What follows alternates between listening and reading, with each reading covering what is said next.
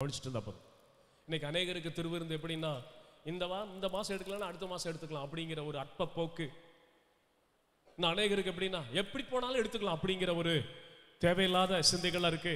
பரிசுத்த திருவிருந்தை குறித்த சில உண்மைகளை 7 Secrets of Holy Communion அப்படிங்கிறத கொஞ்ச நேரம் நான் பேசிட்டு நம்ம ஜெபம் பண்ணி நம்ம முடிக்க போகிறோம். கர்த்தருடைய நாமத்துக்கு ஸ்தோத்திரம். 1 கொரிந்தியர் 11ஆம் அதிகாரம் 24 25 வரை படிக்கும்போது இயேசு சொன்னார், என்னை நினைவு கூறும்படி இதை செய்யுங்கள். ஹல்லேலூயா, கர்த்தருடைய நாமத்துக்கு மகிமை. ஏன் இந்த பரிசுத்த திருவிருந்துனா இயேசுவை நினைக்கிறோம். எனக்காக அவர் அடிக்கப்பட்டார், எனக்காக ஒரு ரத்தத்தை சிந்தினார், எனக்காக ஒரு வஸ்திரம் கிழிக்கப்படுவது போல சிலுவையிலே அணுவணுவாய் அவர் கிழிக்கப்பட்டு தொங்கினார், தண்ணியை கீழே ஊற்றுவது போல எனக்காக ரத்தத்தை அவர் ஊற்ற கொடுத்தாருங்கிற அந்த தியாகத்தை நினைக்கிறதுக்காக இந்த பரிசுத்த திருவிருந்து.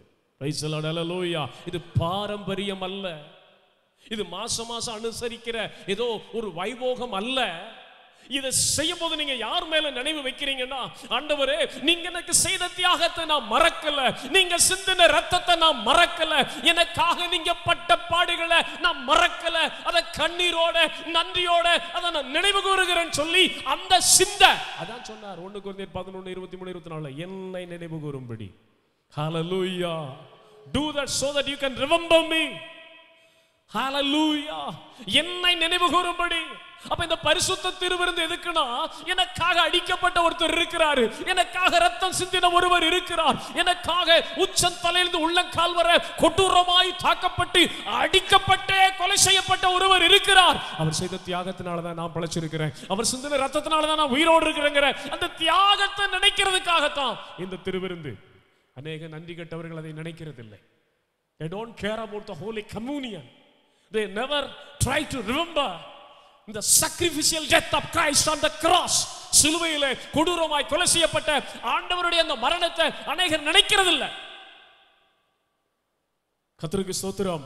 That's number 1. தொடர்ந்து நான் உங்களுக்குள்ளே சொல்ல விரும்புகிறேன். 7 காரியங்களை சொல்லி வேகமாய் நான் முடிக்கிறேன். சீக்கிரமா நம்ம படிக்கலாம். இந்த பழைய ஏற்பாட்டின் நிழலோட்டத்திலிருந்து இதை உங்க கூட நான் பேச விரும்புகிறேன். பழைய ஏற்பாட்டின் நிழலோட்டத்திலிருந்து. ஸ்தோத்திரம் ஸ்தோத்திரம். யாத்திராகமத்தின் புஸ்தகம்.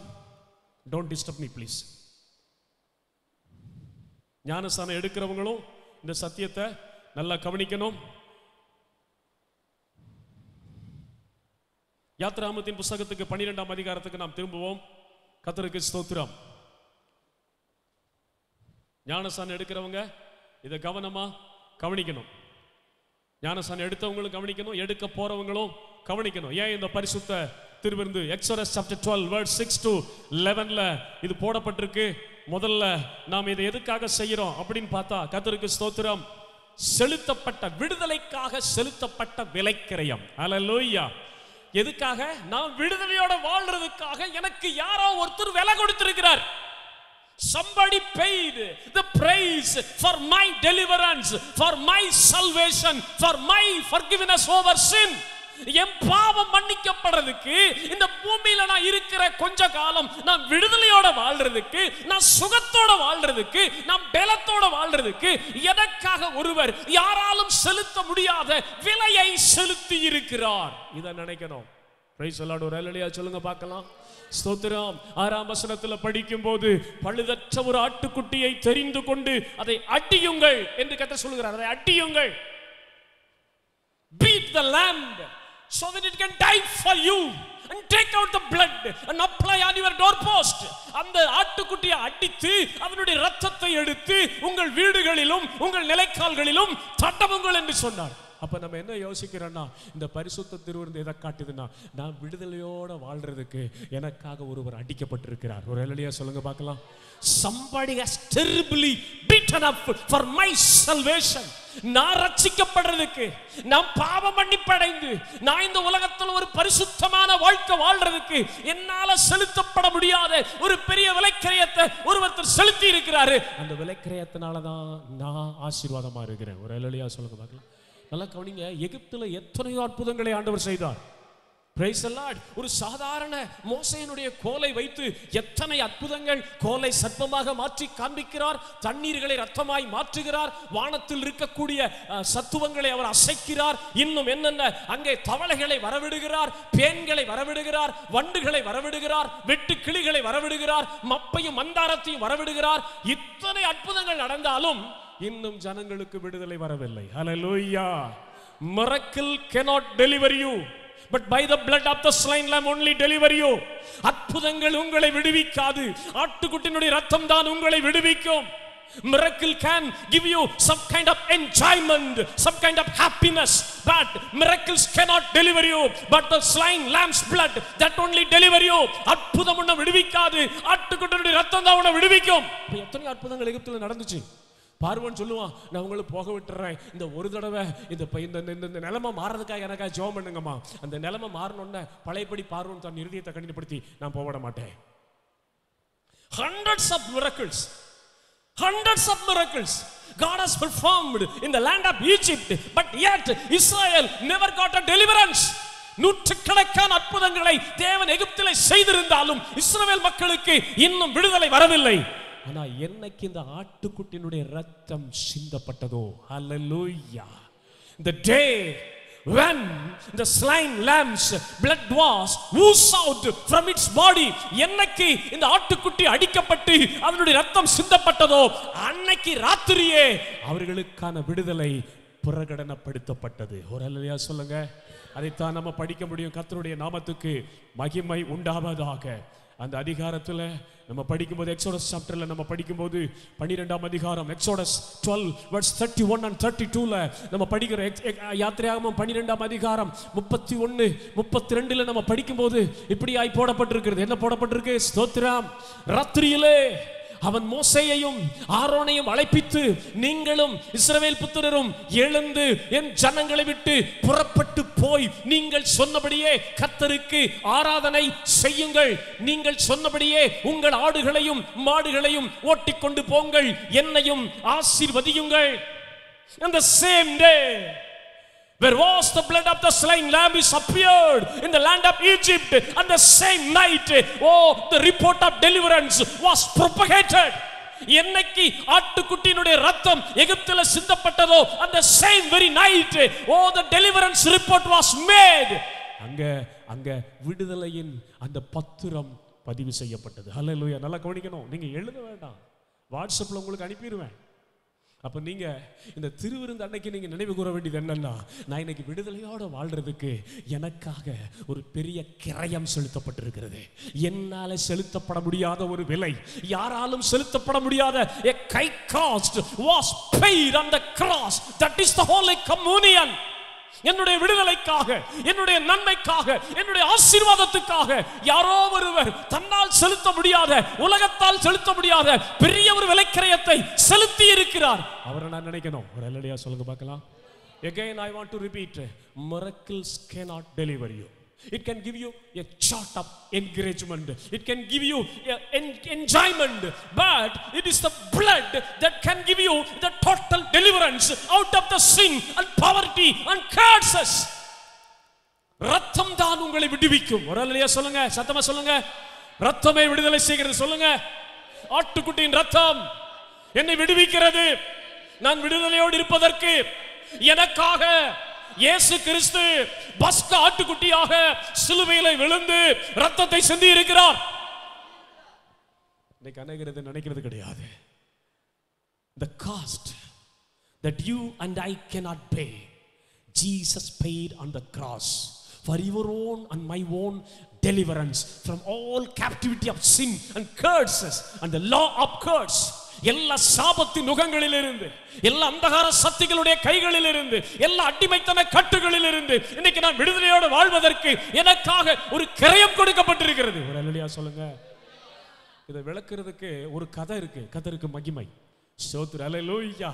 22 வயது மதிக்கத்தக்க மார்கரெட் என்று சொல்லக்கூடிய ஒரு இளம் பெண் ஒருவள் இருந்தாள். கதையை மாத்திரம் வச்சுக்கோங்க. கர்த்தருக்கு ஸ்தோத்திரம். அந்த காலத்துல மனிதர்களை அடிமைகளாக விற்கிற ஒரு பழக்கம் 100-150 வருஷத்துக்கு முன்னால இருந்தது. இன்னைக்கு நீங்க சந்தைக்கு போனீங்கன்னா அங்க மாடுகள், ஆடுகள், காய், கறிகள் எல்லாம் விற்கிறது போல பூர்வ காலத்துல மனிதர்களை அடிமைகளாக விற்கிற ஒரு சந்தை இருந்தது. அந்த சந்தையில் இப்படிப்பட்ட அழகுகளை எல்லாம் கொண்டு வந்து விற்பாங்க. அப்ப அந்த வாங்குற எஜமான் என்ன செய்வான்னு சொன்னா, அவளை கொண்டு போய் தன் இஷ்டப்படி அவளை வச்சுக்குவான். அவளை தனக்கு என்ஜாய்மெண்டா வச்சுக்குவான், இல்லாட்டினா வீட்டு வேலை செய்ய வச்சுக்குவான், வேலைக்காரியா வச்சுக்குவான். அப்படி இருந்தது. அப்ப மார்க்கெட் ஒரு அழகான 22 வயது உள்ள ஒரு அழகான பெண், கன்னிப்பெண், அவளை வந்து அந்த பழைய எஜமான் விற்கிறான். என்ன விலைன்னு கேட்டா எத்தனையோ ஆயிரக்கணக்கான டாலர்னு சொல்றான். யாராலையுமே வாங்க முடியல. ஒரு அல்லேலூயா சொல்லுங்க. ஒரு அடிமைக்கு இவ்வளவு பெரிய விலைக்கறியம்மா, ஒரு அடிமைக்கு இவ்வளவு விலை பேசுவியா அப்படின்னு சொல்லி காலையிலிருந்து சாயங்காலம் வரைக்கும் எவனுமே வாங்கல. கடைசியா கர்த்தருக்கு ஸ்தோத்திரம், ஒரு நல்ல தனவான், ஒரு கம்பீரமான, ஒரு பெருந்தன்மையான ஒரு எஜமான் வந்தாரு. வந்த உடனே கேட்டாரு, இந்த அடிமைக்கு என்ன விலைன்னு கேட்டாரு.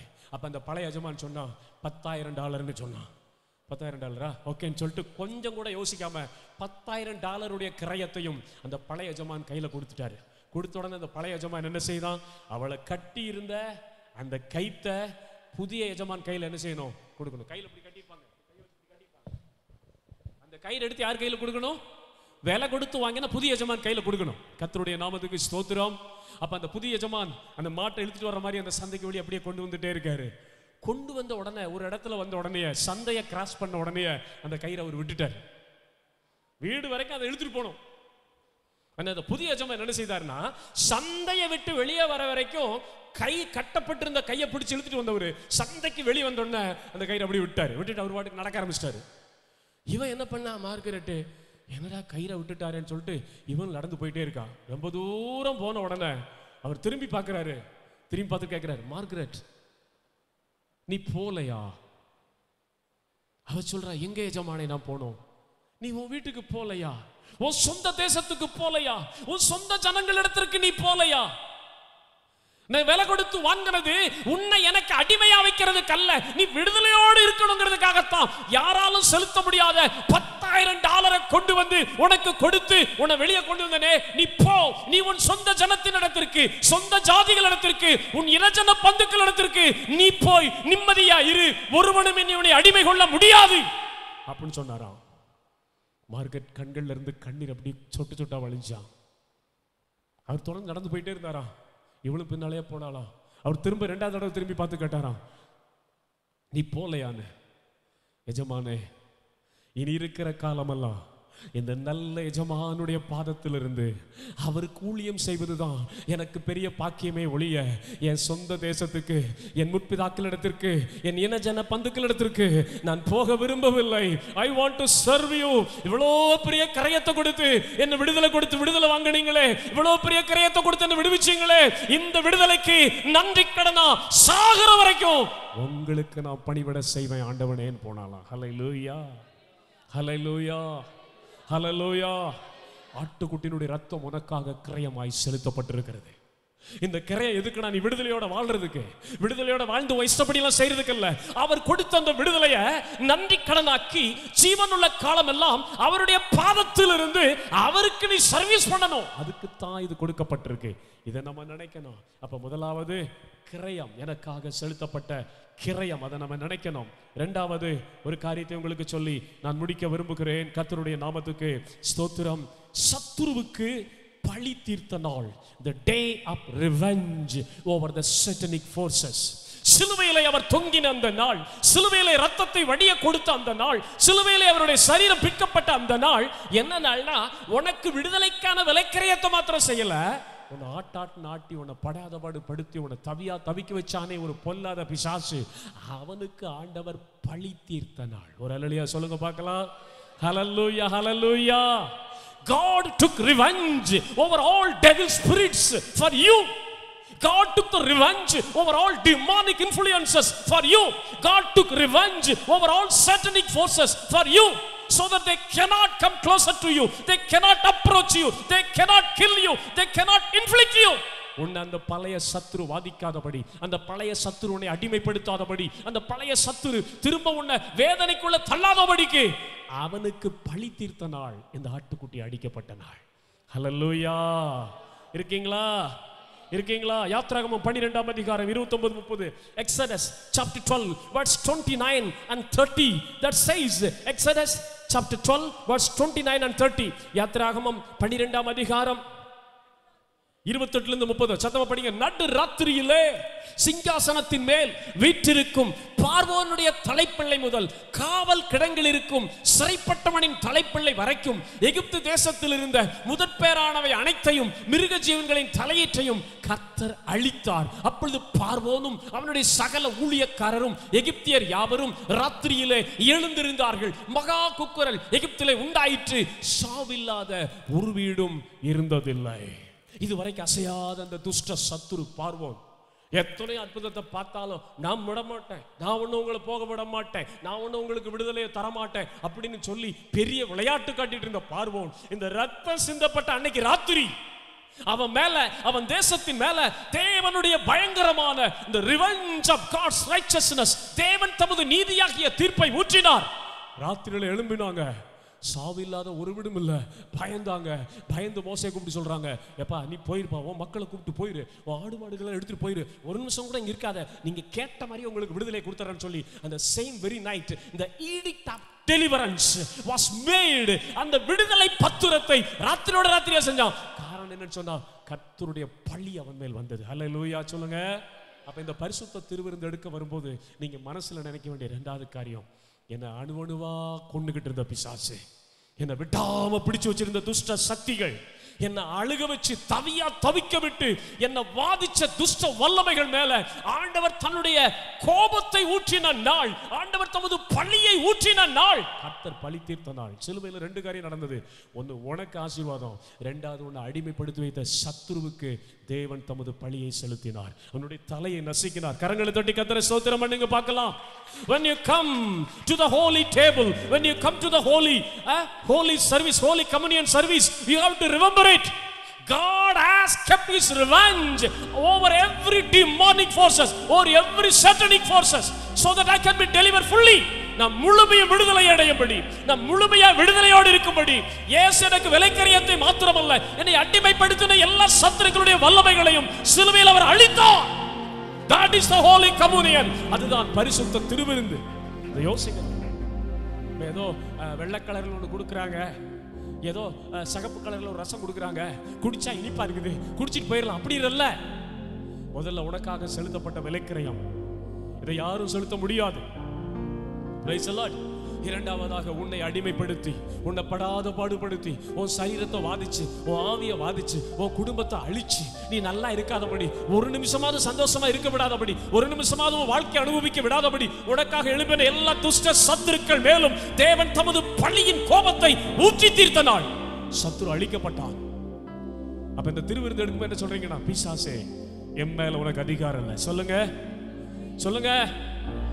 Oh Satan, you don't have any right over me because I'm fully delivered. The high cost is paid for me on the cross.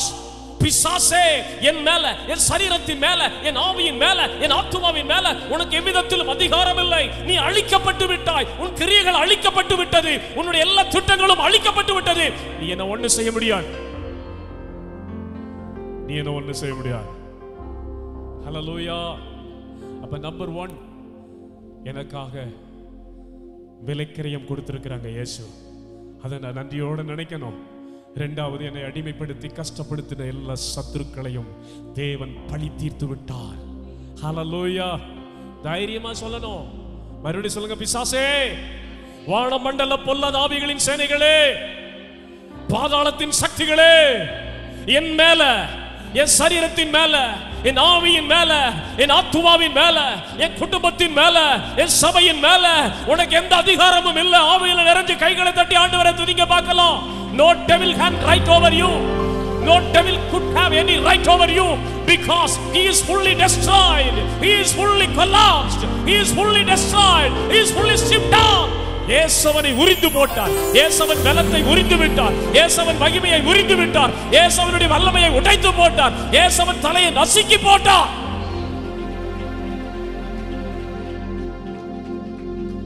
அப்ப இத நீ எடுக்கலைன்னா நீ என்ன சொல்றேன்னா இன்னும் உனக்கும் பிசாசுக்கும் சம்பந்தம் இருக்குங்கிறத காமிக்கிறார். when you ignore to take the holy communion, இந்த பரிசுத்த திருவிருந்த ஆசரிக்க நீ மனமற்றிருந்தால், இந்த பரிசுத்த திருவிருந்தை எடுக்காம இதை தவற விடுவேனா, நீ எதை காமிக்கிறதுனா இன்னும் உனக்கும் பிசாசுக்கு ஏதோ தொடர்பு இருக்கு, என் மேல் உனக்கு எந்த அதிகாரமும் இல்லை என்று சொல்லக்கூடிய தைரியத்தை நீ இழந்திருக்கிறாய் என்று அர்த்தம். நல்லா கவனிக்கணும். When you ignore to serve the holy table of God, that says still you have some connection between you and the demon forces. இதை நீ எடுக்கலைனா, இந்த பரிசுத்த திருவிருந்தை நீ அனுசரிக்கலைனா, இதனுடைய மறைமுகமான அர்த்தம் என்னன்னா, உனக்கும் பிசாசுக்கு என்ன இருக்கு, இன்னும் சம்பந்தம் இருக்குது, உன் வாழ்க்கையில் இன்னும் பிசாசுக்கு உரிமை இருக்குது, உன்னுடைய எல்லைக்குள்ள இன்னும் பிசாசு சுதந்திரமா உலாவுவதற்கு நீ விட்டுருக்கிற. பட் நீ அனுசரிக்கும் போது என்ன சொல்றேன்னா, பொல்லாத ஆவிகளே, துஷ்ட வல்லமைகளே, வான மண்டல தீய சக்திகளே, பாதாளத்தின் கத்திகளே, என்ன தொட உங்களுக்கு அதிகாரம் இல்ல. காரணம், எனக்காக ஒரு விலைக்கிரயம் கொடுக்கப்பட்டிருக்கிறது. என் இயேசு என்னை நசுக்கி வந்த உன்னை சிலுவையில அடித்து கொண்டுட்டாரு. என் மேல உனக்கு அதிகாரம் இல்ல. Praise the Lord. எல்லாம் கவனிக்கணும். இதெல்லாம் உள்ள அர்த்தங்கள். And number 3, what is the third symbolic evidences? இந்த பரிசுத்த திருவிருந்து எடுக்க வரும்போது நீங்க சொல்ற அடுத்த காரியம், ஆண்டவருக்கு மகிமை உண்டாவதாக. யாத்திராகமம் Exodus chapter 12 verse 5, Exodus chapter 12 verse 5, அதே போல 1 Corinthians 5:8, 1 Corinthians 5:8, Exodus chapter 12 verse 5, 1 Corinthians chapter 5 verse 8. இதை எப்படி எடுக்கணும்? இப்ப முதல்ல என்ன சொல்றீங்க? என்னுடைய பாவ மன்னிப்புக்காக சொல்லுங்க, என்னுடைய சாபத்தினுடைய தீர்வுக்காக, என்னுடைய மீட்புக்காக என்னால செலுத்தப்பட முடியாத ஒரு பெரிய விலையை இயேசு எனக்காக சிலுவையிலே செலுத்தி என்னை மீட்டிருக்கிறார். அந்த விலைக்கிரயத்தை நினைவு கூறுகிறேன். சொல்றேன், புரிஞ்சா? இரண்டாவது, என்னை அடிமைப்படுத்தி சித்திரவதைப்படுத்தின எல்லா பிசாசின் வல்லமைகளையும் இயேசு ரிவெஞ்ச் பண்ணிட்டார். பழி எடுத்து பழி போட்டார், பழி வாங்கிட்டாரு.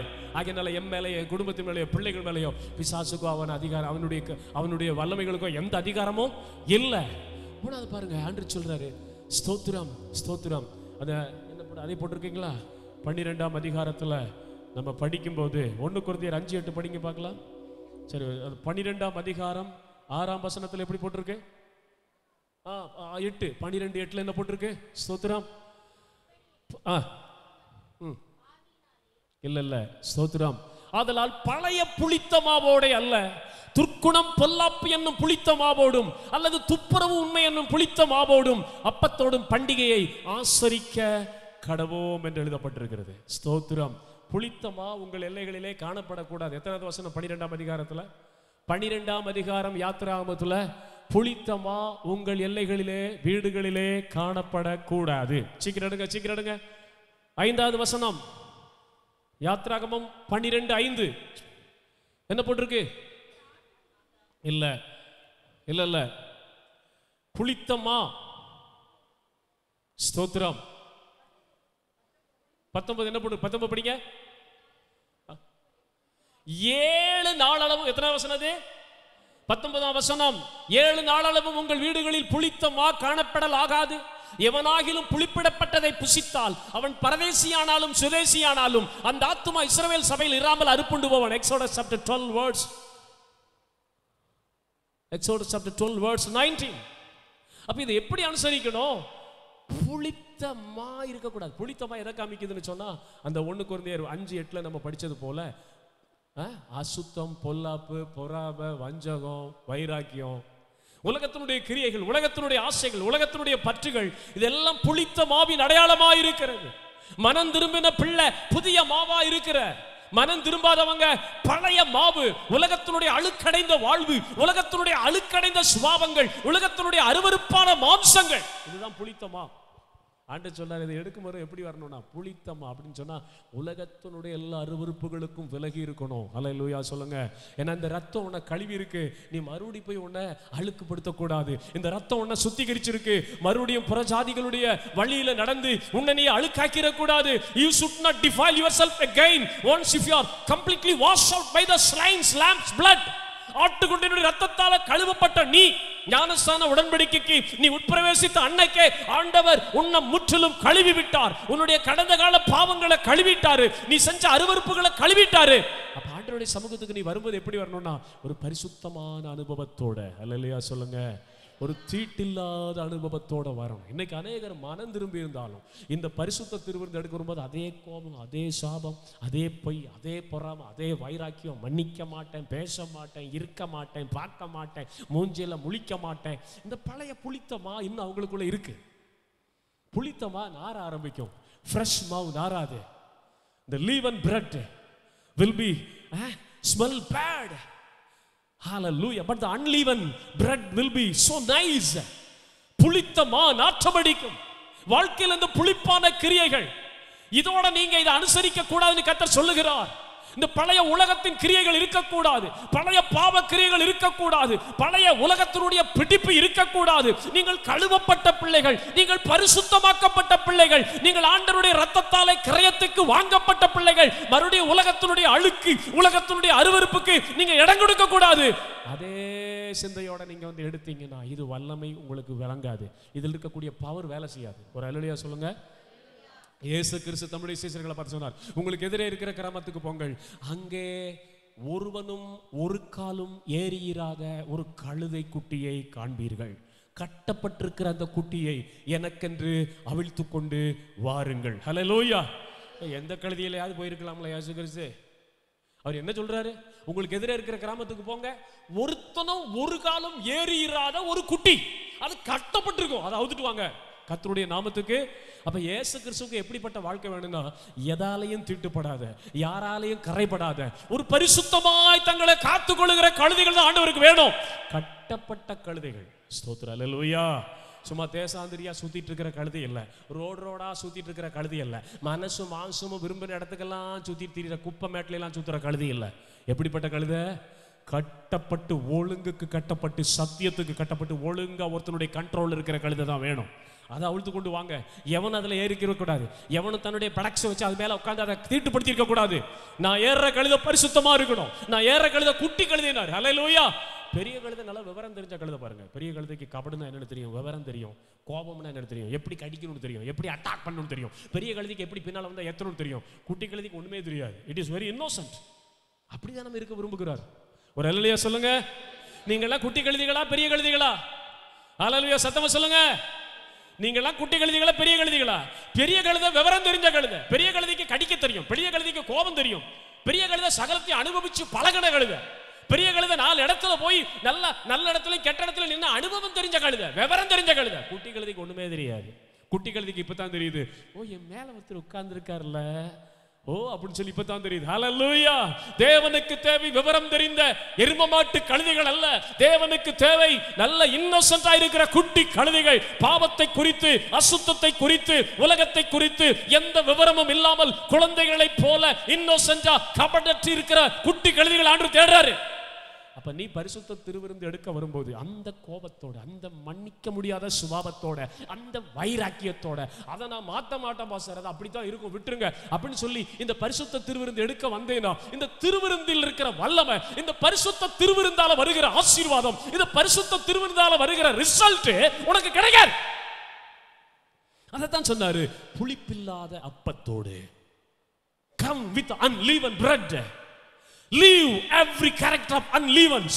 உங்க வாழ்க்கையில் இருக்கிற எல்லா புளிப்பான சுபாவங்கள், உலகத்தினுடைய அருவருப்புகள், நீங்கள் பிறந்ததிலிருந்து இதுவரை உலகத்திலே கற்றுக்கொண்ட தேவையில்லாத காரியங்கள், பாரம்பரிய கட்டுகள், அசுத்தங்கள், பெருமைகள், இவைகளெல்லாம் விட்டுட்டு ஆண்டவர் என்ன கழுவி இருக்கிறாரு. நான் என்ன தீட்டுப்படுத்த முடியாது, ஆண்டவருடைய ரத்தம் என்ன பரிசுத்தம் பண்ணிருக்கு, நான் பரிசுத்தமா இருக்கணுங்கிற அந்த சிந்தை. இன்னைக்கு நிறைய புளித்த மாவோட நீ வருவேன்னு சொன்னா, the power of the Holy Communion will not be prevail much. இந்த பரிசுத்த திருவிருந்து அனுசரிக்கிறதுல ஒரு வல்லமை இருக்குது. எத்தனையோ பேர் சொல்றாங்க, ஒரு அம்மா கேன்சரோட இருந்தாங்களாம், கர்த்தருக்கு ஸ்தோத்திரம். ஒரு நாள் நம்பிக்கையோட வந்தாங்களா, ஆண்டவரே இந்த திருவிருந்து எடுக்க போறேன், உமக்கு சித்தமான என்ன உயிரோட வையும், இல்லாட்டினா இது எனக்கு கடைசி ஹோலி கம்யூனியனா இருக்கட்டும் ஆண்டவர்னு சொல்லி வந்தாங்களாம். அந்த திருவிருந்தை வாங்கிட்டு போனாங்களாம். அடுத்த நாள் பார்த்தா அந்த அந்த மார்பில் அந்த கேன்சர் கட்டியினுடைய அந்த தாக்கமே இல்லையா, கட்டி அப்படியே கரைஞ்சிருந்ததாம். டாக்டர்கிட்ட ஓடுனாங்களாம். டாக்டர்கிட்ட போய் கேட்டாங்களாம், 4வது ஸ்டேஜில் இருக்குது, சுகமாக்க முடியாது, பெயின் கில்லர் மாத்திரம் தரேன்னு சொன்னீங்களே, இப்போ ஒரு அதிசயம் நடந்திருக்கு பாருங்க டாக்டர் அப்படின்னு சொல்லி டாக்டர்கிட்ட போனா ஸ்கேன் பண்ணி பார்த்தா கேன்சர் இருந்த அடையாளமே இல்லையா. இயேசுவின் ரத்தத்தை நீ அனுசரிக்கும் போது, இயேசுவின் ரத்தத்தை நம்பும் போது உனக்கு விடுதலை வருகிறது. இயேசுவின் ரத்தத்தில் அற்புதம் இருக்கிறது, இயேசுவின் ரத்தத்தில் அதிசயம் இருக்கிறது. இதை நினைவு கூறும் போது, எனக்காக அடிக்கப்பட்ட ஆட்டுக்குட்டி, எனக்காக செலுத்தப்பட்ட கிரயம், நான் ஒரு பரிசுத்த பாத்திரமாக, புளிப்பில்லாத, உலகத்தின் அருவருப்பில்லாத ஒரு சுத்தமான பாத்திரமாக இதை நான் அனுசரிப்பேன் என்று நீ இதை எடுக்கும் போது உன் வாழ்க்கையில எது விலகணுமோ அது விலகும், எது உண்டாகணுமோ அது உண்டாகும், எது நீங்கணுமோ அது நீங்கும், எது வரணுமோ அது வரும், எது கிழித்தெறியப்படணுமோ அது பிச்செறியப்படும், எது வளரணுமோ அது வளரும். There is a power in the holy table of God. ஹல்லேலூயா சொல்லுங்க, சொல்லுங்க. நான் இனிமேல் இந்த பரிசுத்த திருவிருந்துக்கு வரும்போது புளிப்பில்லாத, பரிசுத்தமான, துப்புரவான, உண்மையான ஆயத்தத்தோடு வருவேன். ஹல்லேலூயா, ஹல்லேலூயா, ஹல்லேலூயா. இந்த பரிசுத்த திருவிருந்து அனுசரித்த எத்தனையோ மலடிகளுக்கு கற்பத்தில் வல்லமை இறங்கி பல வருஷங்களுக்கு பிறகு அவங்க குழந்தை எடுத்திருக்காங்க. நிறைய சாட்சி இருக்குது. There are so many witnesses. And the blood of the Lord can heal the disease in your uterus, in your womb. உன் கற்ப பையில நீ கருத்தரிக்க விடாதபடிக்கு உன்னை தடை பண்ணுகிற அந்த வல்லமைகள், அந்த பலவீன கிரியைகளை அழிக்கிற வல்லமை இயேசுவின் ரத்தத்தில் இருக்கிறது. எத்தனை பேர்? so many. அப்ப ஏன் பாஸ்டர் எனக்கு நடக்கல? நீ அந்த ஆயுதத்தோட வரல. என்னமா 1ஆம் தேதினா அந்த ஃபர்ஸ்ட் வீக் நான் ஓடிரணும். அதை எடுக்கலைன்னா ஆபத்துல வந்துடும், ஆபத்து வந்துடும். அதை எடுக்கலைன்னா விபத்து வந்துடும், அதை எடுக்கலைன்னா ஆகால மரணம் வந்துடும். அப்படித்தான் பயந்து எடுக்கிறே ஒழிய you never understood the real meaning of holy communion of the Lord. உண்மையிலுமே உண்மையான தேவனுடைய அர்த்தத்தை நீ புரியல. What God says, என்ன நினைவு கூறும்படி அவர் கொடுத்த அந்த விலைக்கரியத்தை நினைவு கூறணும். இரண்டாவதாக உன்னுடைய விடுதலைக்காக சிந்தப்பட்ட அந்த ரத்தத்தை நினைவு கூறணும். மூன்றாவதாக உன்னை அடிமைப்படுத்தி வைத்திருந்த சத்துருக்களுடைய வல்லமையெல்லாம் அவர் அழிச்சிட்டாரு. சத்துருக்கள் மேல உனக்கு ஜெயம் இருக்குது. You have a complete victory. You have a permanent victory over every demonic forces because of the slain lamb's blood on the cross. சிலுவையில சிந்தப்பட்ட இயேசு கிறிஸ்துவின் ரத்தத்தினால எல்லா சாத்தான் மேல உனக்கு அதிகாரம் இருக்குது. நீ தைரியமா சொல்ல முடியும், என் மேல் உனக்கு அதிகாரம் இல்லை.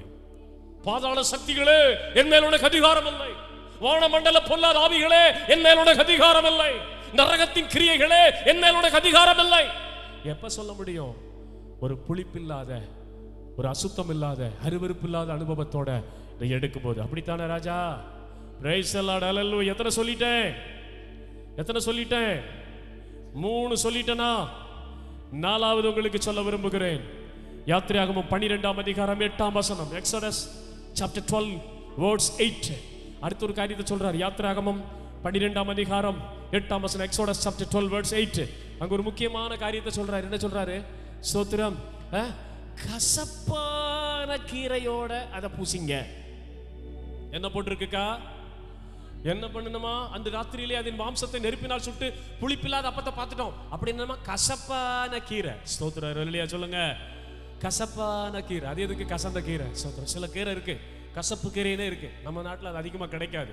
இஸ்ரவேல் தேசத்துல வனாந்தரங்கள்ல, எகிப்துல இந்த கீரை நிறைய கிடைக்கும். கர்த்தருடைய நாமத்துக்கு அது ஒரு மருத்துவ குணமுள்ள கீரை. அந்த நாட்களில் சுகர், பிரஷர் இவைகளை சுகமாக்குவதற்கு அந்த கீரையை பிடுங்கி சாப்பிட்டாங்கன்னு எல்லாம் சரித்திரத்தில் சொல்லப்பட்டிருக்கு. the bitter God, அந்த கசப்பான கீரை. பாவக்காயை விட கொடுமையான கசப்புள்ள கீரை. அதை கையில பிடிச்சாவே கசப்பு ஏற்படும். அது பக்கத்துல போய் நின்னாவே உங்க வாய் தானா கசக்கும். கர்த்தருடைய நாமத்துக்கு அந்த கீரையை எடுத்து சாப்பிடு. இந்த ரத்தத்தை நீ பானம் பண்ணும் போது, இந்த மாம்சத்தை நீ புசிக்கும் போது, நீ சும்மா சாப்பிடாத, கசப்பான கீரையை சேர்த்துக்காது. எதை காமிக்குதுன்னா, உன் வாழ்க்கையில ரட்சிக்கப்படுறதுக்கு முன்னால நீ சந்தித்த கசப்பான அனுபவங்கள், உன் வியாதியினால் உனக்கு ஏற்பட்ட கசப்பான அனுபவங்கள், உன் பாவத்தினால் உனக்கு ஏற்பட்ட கசப்பான அனுபவங்கள், நீ சந்தித்த தோல்வியினால் உனக்கு ஏற்பட்ட கசப்பான அனுபவங்கள். எழுத வேண்டாம்னு சொல்லிட்டேன். எல்லா வாட்ஸ்அப்ல அந்த செய்தி அப்படியே அனுப்பிடுன்னு சொல்றேன். கவனி, நீ எழுதிட்டு வார்த்தையை விட்டுறாத. கசப்பான அனுபவங்கள், இந்த பிட்டர்ஃபுல் எக்ஸ்பீரியன்சஸ், இந்த கசப்பான கீரை எதற்கு அடையாளம்? பெரிய கசப்பை நான் சந்திச்சு வந்திருக்கிறேன். ஹல்லேலூயா.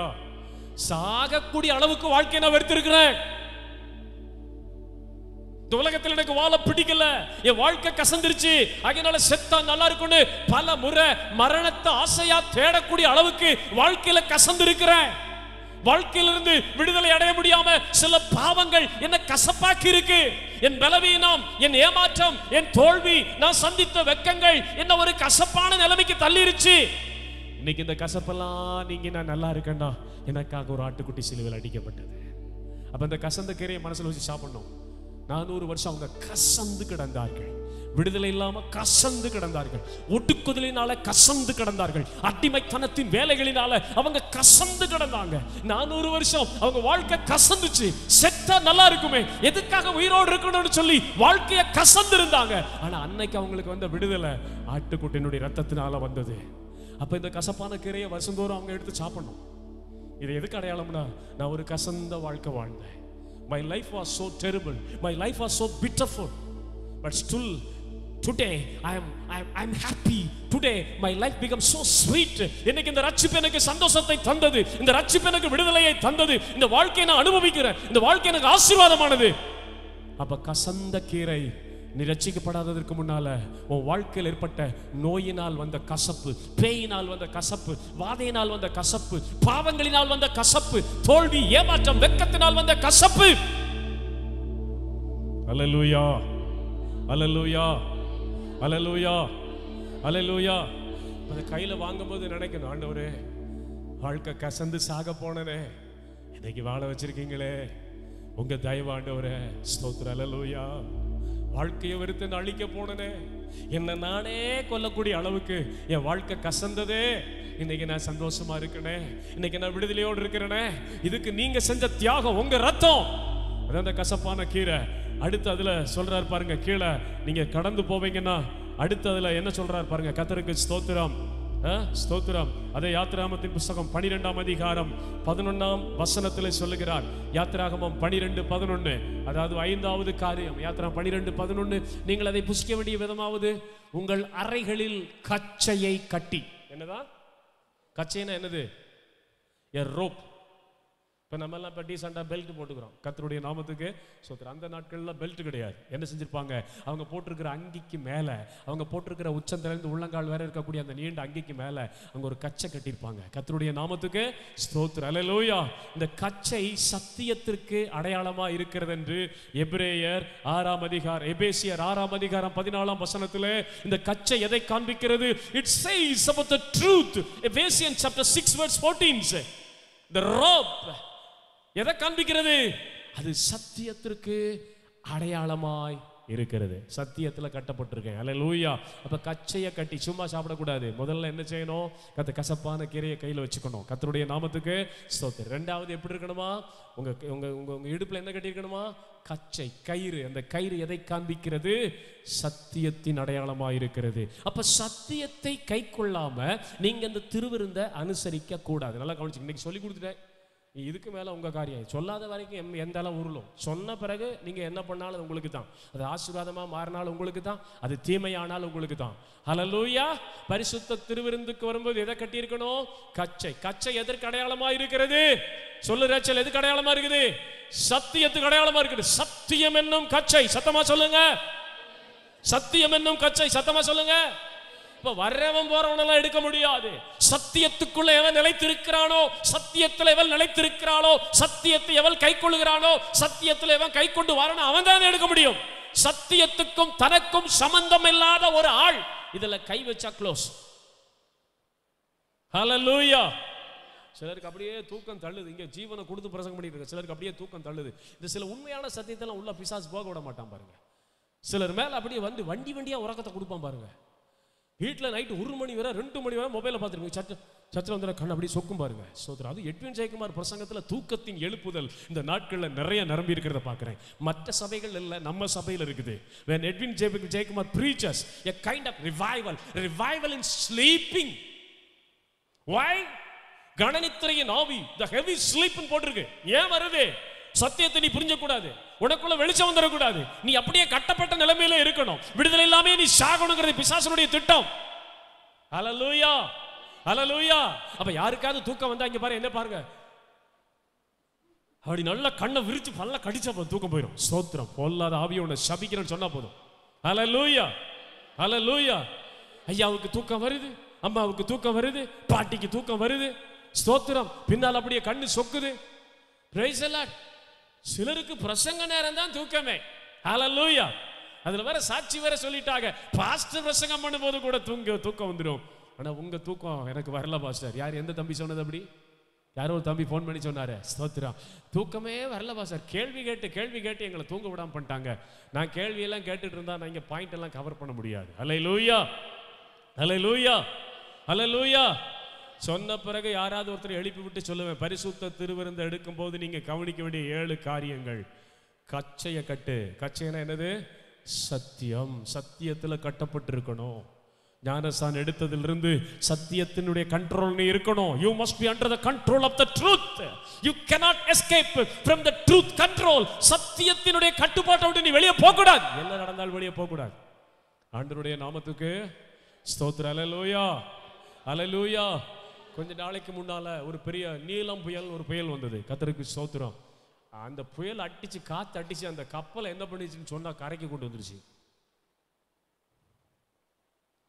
புயல் வருது, பெரிய ஆபத்து வருதுன்னு சொன்னோன்னா அவன் அங்க உள்ள வேலை செஞ்சவன் குதிச்சுட்டான் கடல்ல. குதிச்சு அலைய போற போக்கில் நீந்தி வந்து கரை சேர்ந்துட்டான். ஸ்தோத்திரம். ஆனா கேஸ் யார் மேல தெரியுமா ஃபைல் பண்ணாங்க? மாலுமி கேப்டன் மேல கேஸ் போட்டாங்க. ஏன் கேஸ் போட்டாங்க? எப்படி உன்னை நம்பி கொடுத்த கப்பலை கைவிட்டுட்டு நீ உன் உயிர் தான் பெருசுன்னு குதிச்ச. How you can forsake the ship because of the storm? You are a captain. You must have a full right to handle over the ship in spite of what come, let come what may.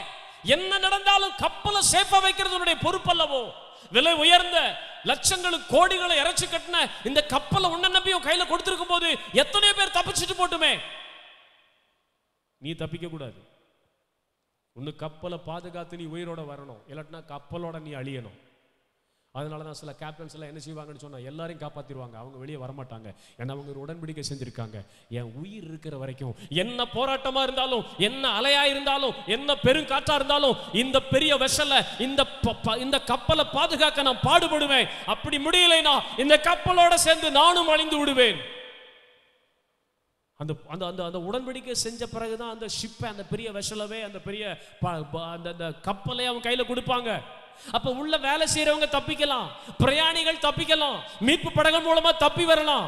ஆனா கடைசி வரைக்கும், உயிர் போற வரைக்கும் ஒரு மாலுமி கப்பல் இருந்து கப்பலை பாதுகாக்கணும். அவன் குதிச்சு தப்ப கூடாது. அப்படின்னு தப்பிட்டான், கேஸ் போட்டாங்க. நீ செஞ்ச வாக்கு நீ காப்பாத்தல, உனக்கு ஓ உயிர் தான் பெருசு. இத்தனை கோடி லட்சங்களை உள்ளடக்கின இந்த கப்பல் உனக்கு பெருசா தெரியல, நீ அனாதையா விட்டுட்ட. அது எங்கெங்கயோ போய் அடிச்சு கொண்டு வந்து கரை தட்டி நின்றுச்சு. ஏன் அப்படி செஞ்சேன்னு கேட்டாங்க. என்ன சொல்ல வாரேன்? கர்த்தருடைய நாமத்துக்கு ஸ்தோத்திரம். அப்ப 1000 நடக்கலாம், நீ சத்தியத்தை தூக்கி போட்டக்கூடாது. உன்னை சுத்தி இருக்கிறவங்க எப்படி வேணாலும் பேசலாம், எப்படி வேணாலும் உனக்கு பிரஷர் பண்ணலாம், எப்படி வேணாலும் உன்னை தூண்டி விடலாம், எப்படி வேணாலும் உன்னை பிரஷர் பண்ணி வாயில கெட்ட வார்த்தையை பேசுற அளவுக்கு, உன்னை சங்கடப்படுத்துற அளவுக்கு, மனம் பதறி ஏதாவது செய்யற அளவுக்கு உன்னை சுற்றி இருக்கவங்க எப்படி வேணாலும் நடக்கலாம். ஆனா நீ சத்தியத்தில் இருக்கணும், சத்தியம் கட்டப்பட்டிருக்கணும், சத்தியத்தில் இருக்கணும். சத்தியத்தில் இல்லாதவங்க இதை எடுக்கக்கூடாது. உனக்கு தெரியாத சத்தியத்தை ஆண்டவர் கணக்கு கேட்க மாட்டார். உனக்கு அறிவிக்கப்பட்ட சத்தியம் ஒவ்வொன்றுக்கும் கர்த்தர் கணக்கு கேட்பார். God will not ask you account the truth which you never knew, but God will demand the account of the truth that you already known. அறிந்த சத்தியத்துக்கு நீ கணக்கு கொடுத்தாகணும். அப்ப அறிந்த சத்தியத்தை தூக்கி வீசக்கூடாது. சத்தியம் என்கிற ஒரு பெரிய கப்பலை ஆண்டவர் கையில தந்திருக்கிறாரு. அலைகள் வரலாம், போராட்டங்கள் வரலாம், புயல் காற்று வரலாம், ஆனா கடைசி வரைக்கும் இந்த சத்தியமாகிய கப்பலை நீ பிடிச்சிருக்கணும். அங்க பிடிச்சுக்கணும். அந்த கரையில கச்சையை கட்டிட்டு எடுக்கணும்னு சொன்னாரு. அடுத்ததுல இன்னொரு வார்த்தை சொல்றாரு பாருங்க, கையில் தடியை பிடித்து கொண்டு. அது எப்படி சாப்பிடணுமா? கையில் என்ன இருக்கணுமா? தடி. எதுக்கு? ஸ்தோத்திரம். யாராவது வந்தா போட்டு தள்ளுறதுக்கு தடி. Price the Lord. பாம்பும் பல்லியும் வந்தா போட்டு தள்ளுறதுக்கு தடி. அப்புறம் யாராவது நம்மளை கோவப்படுத்தினவங்க யாராவது வந்தா, பக்கத்தில் நமக்கு சண்டை போட்டவங்க யாராவது பக்கத்தில் வந்து கம்யூனியன் எடுக்க வந்தா, தட்டியை வச்சு ஒரே அடி மண்டையில் என்ன செஞ்சிடணும்? அதுக்கு இல்லைங்க தடி. கவனிங்க, நல்லா கவனிங்க. சோதரம், ஒரு மெய்ப்பனுடைய கையிலே எப்பொழுதுமே ஒரு தடி இருக்கும். நல்லா கவனிங்க. A rod, a staff will always be holded on the hand of the shepherd. Oh, this staff is the staff of the shepherd. ஒரு மெய்ப்பனுடைய கையில என்ன இருக்கும்? தடி இருக்கும். அதைத்தான் 23ஆம் சங்கீதத்தில் தாவீது சொல்றான், உமது கோலும் தடியும் என்னை தேற்றும். ஹல்லேலூயா, ஹல்லேலூயா. தடி எதுக்குன்னா, ஆடு தப்பி போகும்போது லேசா ஒரு தட்டியே உள்ளவா அப்படின்னு சொல்லி கூப்பிடணும். கோல் எதுக்குன்னா, மேல உச்சியா இருக்கும், வளைஞ்சிருக்கும். அந்த கோலை என்ன செய்வார் அந்த மெய்ப்பன்? சில சலைகளை, சில செடிகளை, சில இலைகளை பிடுங்குவதற்காக அந்த கோலை மாட்டி கீழே இழுத்து ஆடு வாய்கிட்ட கொண்டு வந்து வைப்பார். கோல். Praise the Lord. அப்ப தடியை பிடிச்சுக்கிட்டுனா என்ன அர்த்தம்னா, நான் ஒரு அனாதை அல்ல, அலைந்தோடுகிற ஆடல்ல, காணாம எங்கேயோ சுத்திட்டு இருக்கிற ஆடல்ல, நான் ஒரு மெய்ப்பனுடைய கண்ட்ரோல்ல இருக்கிற ஆடு. I am under the control of the shepherd. I have a shepherd. I have a prime shepherd. I am his sheep. அந்த உண்மை வரணும். நான் தனித்து இருக்கிற ஆள் அல்ல, எனக்கு ஒரு மெய்ப்பன் இருக்கிறார், என்னை பராமரிக்கிற ஒரு மெய்ப்பன் இருக்கிறார், என்னை போஷிக்கிற ஒரு மெய்ப்பன் இருக்கிறார், என்னை ஆதரிக்கிற ஒரு மெய்ப்பன் இருக்கிறார். நான் திக்கு தெரியாம அலைகிற ஆடு அல்ல. நான் எங்க போறேன்னு எனக்கு தெரியும், என் முடிவு என்னன்னு எனக்கு தெரியும், என்னுடைய வாழ்நாளினுடைய கடைசி பாயிண்ட் என்னன்னு எனக்கு தெரியும், என்னுடைய மரணத்துக்கு பிறகு நான் எங்க போவேன்னு எனக்கு தெரியும். I have a shepherd. I have a hope of the eternity. எனக்கு ஒரு நம்பிக்கை இருக்குது, காரணம் எனக்கு ஒரு மெய்ப்பன் இருக்கிறாரு. அதுதான் இந்த தடி எதை காமிக்குது? நான் ஒரு மெய்ப்பனின் சந்ததி. ஆபிரகாம் கையில் இந்த கோல் இருந்தது, ஈசாக்கின் கையில் இந்த கோல் இருந்தது, யாக்கோபின் கையில் இந்த கோல் இருந்தது. ஓ ராபா ஷாகா தாரா, ஓ மோசேயின் கையில் இந்த கோல் இருந்தது, தாவீதின் கையில் இந்த கோல் இருந்தது, இயேசு கிறிஸ்துவின் கையில் இந்த கோல் இருந்தது. கோல், கோல் எதை காண்பிக்கிறது? அது ஒரு மெய்ப்பனின் அடையாளம். அப்ப இந்த கையில் இந்த தடி எதை காண்பிக்குதுன்னா, நான் ஒரு தனித்த ஆள் அல்ல, நான் ஒரு அனாதை அல்ல, ஆதரவற்ற ஒரு நபர் அல்ல. நான் ஆண்டவருக்குள்ள வந்ததினால அவர் என் மெய்ப்பராய் இருக்கிறார். நான் தாழ்ச்சி அடையேன், அவர் என்னை புல்லிடங்களில் மேய்த்து அமர்ந்த தண்ணீர் அண்டையில் நடத்துவார். அவர் என் ஆத்துமாவை தேற்றி தமது நாமத்தினால் நீதியின் பாதையில் நடத்துவார். மரணங்களின் பள்ளத்தாக்குகள் வந்தாலும் அவர் என்னை பாதுகாப்பார். என் சத்துருக்களுக்கு முன்பாக என் மெய்ப்பர் எனக்கு ஒரு பந்தி ஆயத்தம் பண்ணுவார். என் மெய்ப்பர் என் தலையை எண்ணெயினால் அபிஷேகம் பண்ணுவார். என் பாத்திரத்தை நிரம்பி வெளியே பண்ணுவார். என் ஜீவனுள்ள நாளெல்லாம் நன்மையும் கிருபையையும் என் மெய்ப்பன் எனக்கு தருவார். இந்த வாழ்க்கையை முடிச்சு நான் போகும்போது அவருடைய வீட்டில் நீடித்த நாளாய் நிலைத்திருப்பேன். அவர் எனக்கு ஒரு வீடு வச்சிருக்கிறாரு, கையினால கட்டப்படாத நித்திய அஸ்திபாரமாகிய ஒரு அற்புதமான வீடு பரலோகத்தில் இயேசுவுக்கு கட்டி வைத்திருக்கிறார். இந்த லைஃப் முடிஞ்ச பின் நாம போகும்போது அந்த வீட்டில் நான் நினைச்சிருப்பேன். அதைத்தாங்க தடி சொல்லுது. Price the Lord. அநேகருக்கு எனக்கு நம்பிக்கை இல்லை. உலக மக்களை விட கேவலமா இருக்காங்க. செத்து போயிருவனும், நாசமா போயிருவனும், விளங்காம போயிருவனும். மெய்ப்பனுடைய கண்ட்ரோல் இருக்கிற ஆடுகள் அழியாது. இன்றைக்கு அநேகர் மெய்ப்பனுடைய கையில் இருக்கிற ஆடுகளா இல்ல, கசாப்பு கடைக்காரன் கையில் இருக்கிற ஆடுகளா இருக்காங்க. Price the Lord. ஒரு மெய்ப்பன் தன் ஆட்டை தடவி கொடுப்பதற்கும் ஒரு கசாப்பு கடைக்காரன் தன் ஆட்டை தடவுவதற்கு வித்தியாசம் இருக்கு. ஒரு மெய்ப்பன் இந்த ஆட்டை அப்படி மெதுவா தடவுவான், அங்க எங்கேயாவது உண்ணி இருந்தா பிடுங்கி விடுவான், செல் இருந்தா பிடுங்கி விடுவான். அந்த அந்த அந்த ஆட்டினுடைய உடல் எங்கேயாவது காயம் இருந்தா அந்த காயம் கட்டுவான், அதுக்கு மருந்து வைப்பான். ஆனா கசாப்பு கடைக்காரன் என்ன செய்வான் தெரியுமா? வந்தோன்னு இப்படி பிடிச்சி பார்ப்பான், பின்னால பிடிச்சி பார்ப்பான். கறி இருக்கா? ஒரு 10 கிலோ தேருமா? நீ மெய்ப்பனுடைய கையில் இருக்கிற ஆடா இருக்கிறியா, இல்ல கசாப்பு கடைக்கார கையில் இருக்கிற ஆடா இருக்கிறியா? கவனிக்கணும்.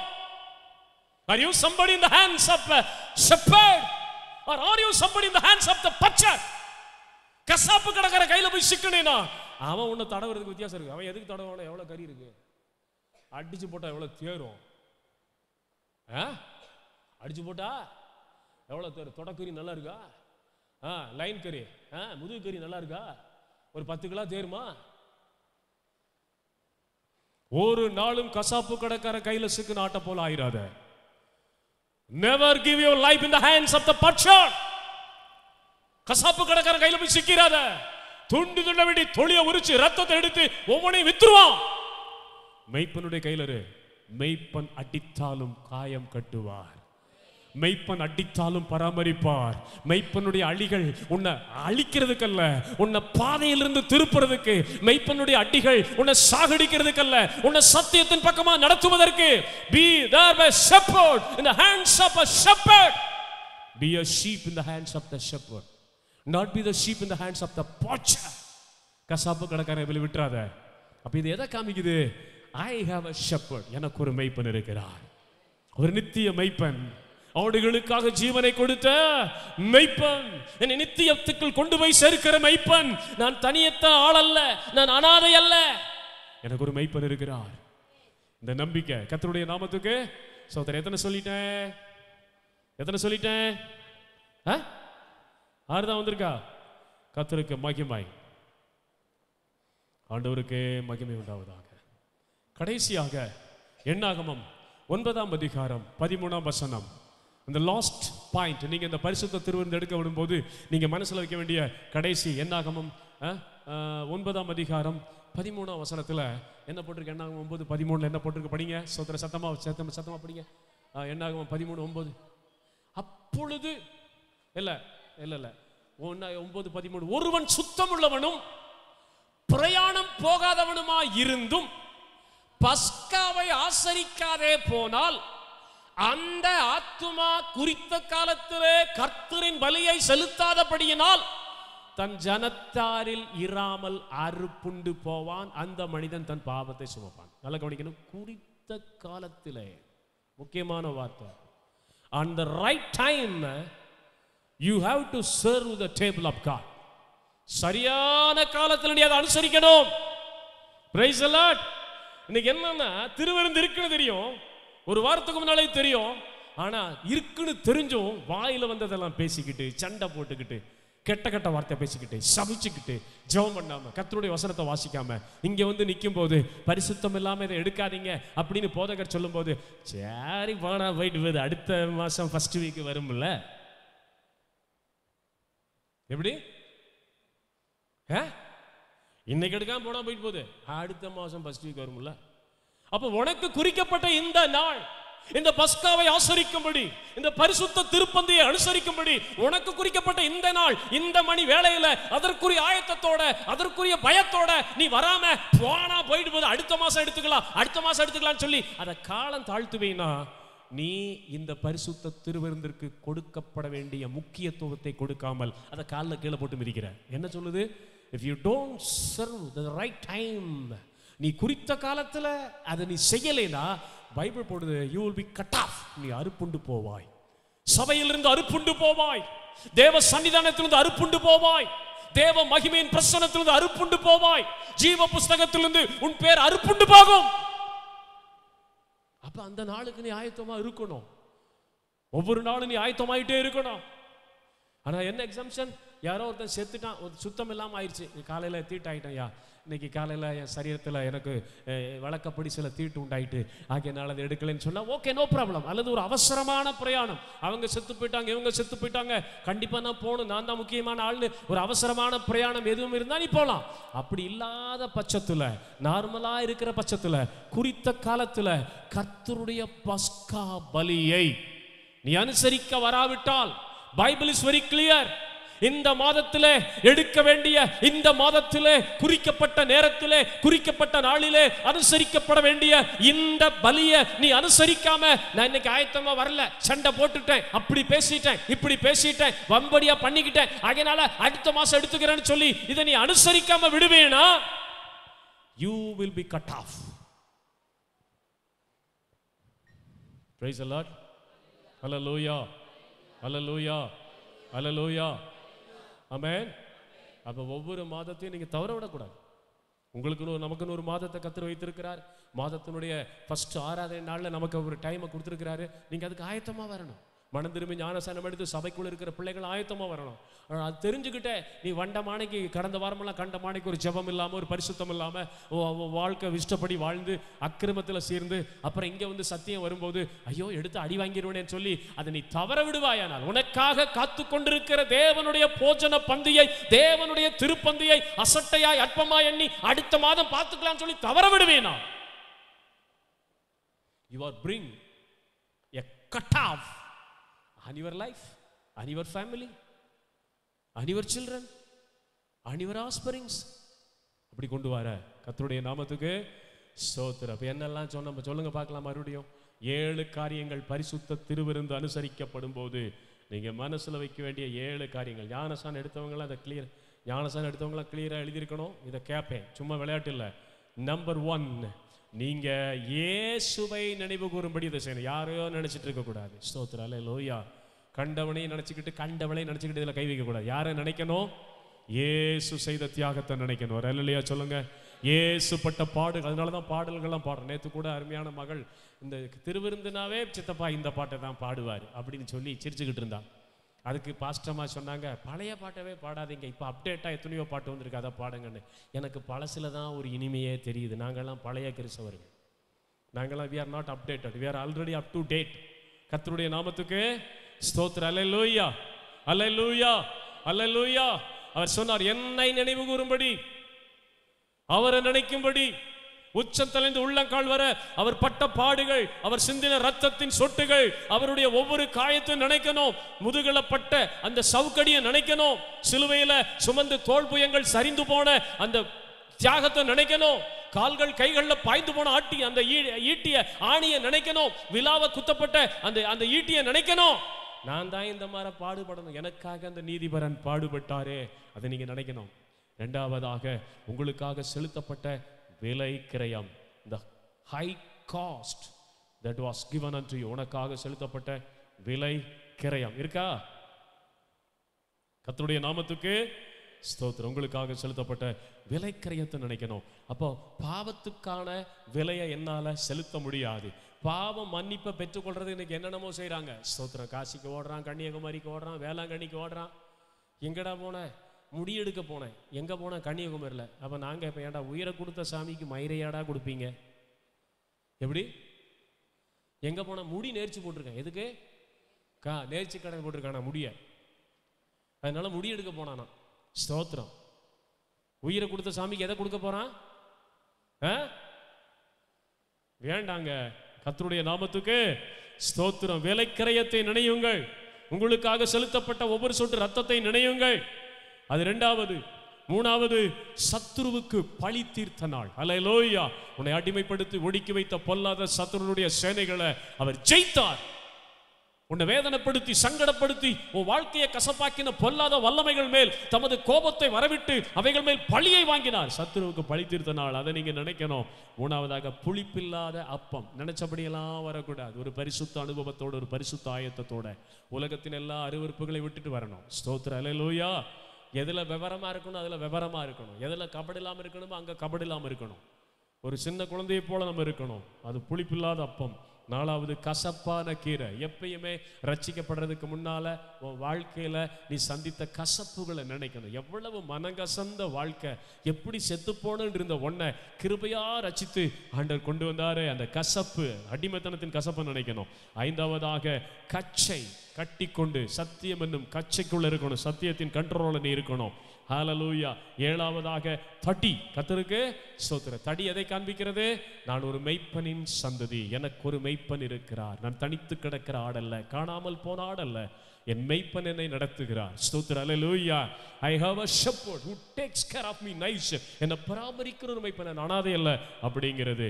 கடைசியா நம்ம பார்க்கும்போது, குறித்த காலத்திலே. ஹல்லேலூயா, ஹல்லேலூயா, ஹல்லேலூயா, ஹல்லேலூயா.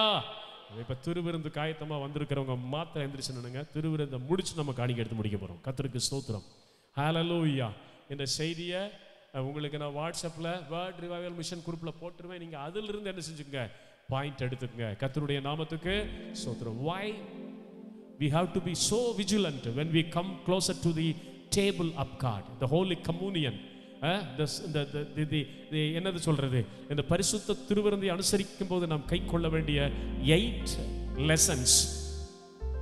கர்த்தருக்கு ஸ்தோத்திரம். ஆயத்தமா இருக்கீங்களா? மற்றவங்க ஆயத்தமா இருக்கிறவங்க மாத்திரம் எந்திலிம்பி நில்லுங்க. அப்புறம் நம்ம காணிக்கை எடுத்துக்கலாம். ஸ்தோத்திரம். நானும் தானத்துக்கு ஆயத்தமா இருக்கவங்களாம் புரிஞ்சுக்கிட்டியா எதுக்கு திருவிருந்து எடுக்கிறோம்னு? தெரிஞ்சுக்கிச்சா? ஸ்தோத்திரம். சொல்லுங்க. நம்பர் 1, ஸ்தோத்திரம். அல்லேலூயா. இயேசுவை நான் நினைக்கிறேன். இந்த உலகத்தில் இருக்கிற எல்லாரை விட சொல்லுங்க, இயேசுவை நான் நினைக்கிறேன். எனக்காக தியாகமாக அடிக்கப்பட்ட இயேசுவை நினைக்கும்படி நான் இந்த பந்தியை அனுசரிக்கிறேன். வேற ஒன்றும் இல்லை, இயேசுவை நினைக்கிறேன்ப்பா. எனக்காக அடிக்கப்பட்டீரு, எனக்காக குத்தப்பட்டீரு, எனக்காக நொறுக்கப்பட்டீரு. இரண்டாவது, என் விடுதலைக்காக செலுத்தப்பட்ட கிரயம், அந்த இரத்தத்தை கிரயமாய் செலுத்தினார். இந்த விடுதலை தானா எனக்கு வரல. இன்னைக்கு நான் சுகமா இருக்கிறதுக்கு காரணம், இன்னைக்கு நான் பலமா இருக்கிறதுக்கு காரணம், இன்னைக்கு நான் ஆரோக்கியமா இருக்கிறதுக்கு காரணம், இன்னைக்கு நான் விடுதலையோடு இருக்கிறதுக்கு காரணம், a high cost that I couldn't pay was already paid on the cross. என்னால செலுத்தப்பட முடியாத, குற்றமில்லாத, மாசில்லாத இரத்தத்தை இயேசு எனக்காக விலையா செலுத்தினார். அதுக்கு நான் நன்றி கடன் செலுத்துறேன். அதுக்கு நான் நன்றியோட வந்திருக்கிறேன். சோத்திரம், சோத்திரம், சோத்திரம். மூணாவது, புளிப்பில்லாத அப்பம். ஒரு பரிசுத்த அனுபவத்தோட வரணும் ஷீபா. சோத்திர கவனி, ஒரு பரிசுத்த அனுபவம், ஒரு பயபக்தி. இஷ்டப்படி வந்து கையை நீட்டி வாங்கிட்டு போயிடக்கூடாது. ஒரு பரிசுத்த பக்தி, புளிப்பில்லாத அப்பம், தூய்மையான வாழ்க்கை, உலகத்தின் அருவருப்பில்லாத ஒரு மனம் திரும்புதலை காத்துக் கொள்கிற ஜீவியம். அடுத்து கசப்பான கீரை. என் வாழ்க்கை எவ்வளவு கசந்து கிடந்தது. இந்த கசந்த வாழ்க்கைக்கு இனிப்பு எங்கிருந்து வந்தது? மதுரம் எங்கிருந்து வந்தது? இயேசு சிந்தின ரத்தம். அடுத்து தடி. தடி எதை காண்பிக்கிறது? நான் ஒரு அனாதையா இருக்கிற ஆடல்ல, காணாம எங்கேயோ சுத்துற ஆடல்ல, கசாப்பு கடற்கரை கையில சிக்கிற ஆடல்ல. எனக்கு ஒரு மெய்ப்பன் இருக்கிறார், என்னை கடைசி வரை அவர் நடத்துவார். ஹல்லேலூயா, ஹல்லேலூயா, ஹல்லேலூயா. கடைசி குறித்த காலத்துல ஒவ்வொரு மாதமும் தவற விடக்கூடாது. அதுக்கான ஆயத்தத்தோட வரணும். நன்றியோடு உம்மை பாடுவேன் எந்தன் இயேசுநாதா. நீர்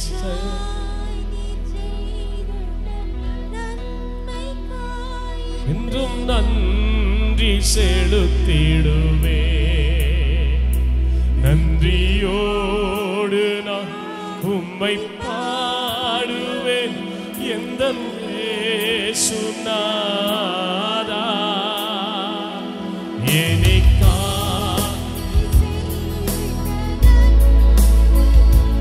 என்றும் நன்றி. மறுபடியும் சொல்லுங்க, நன்றியோடு, நன்றியோடு நான்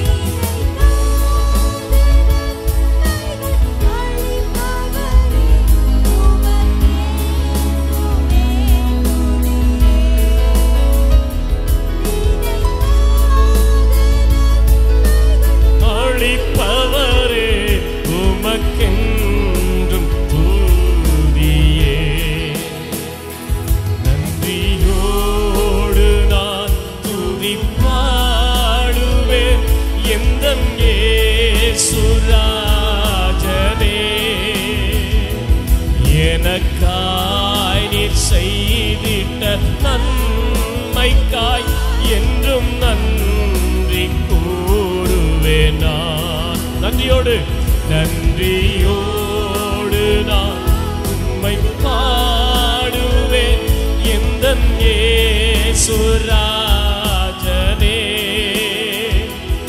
எனக்காய் நீர் செய்திட்ட நன்மைக்காய் என்றும் நன்றி கூறுவேனா. சத்யதேவனின் ஏகமைந்தனே விசுவாசிப்பேன் உம்மையே. சத்யதேவனின் ஏகமைந்தனே விசுவாசிப்பேன் உம்மையே. வரும் காலம் முழுவதும்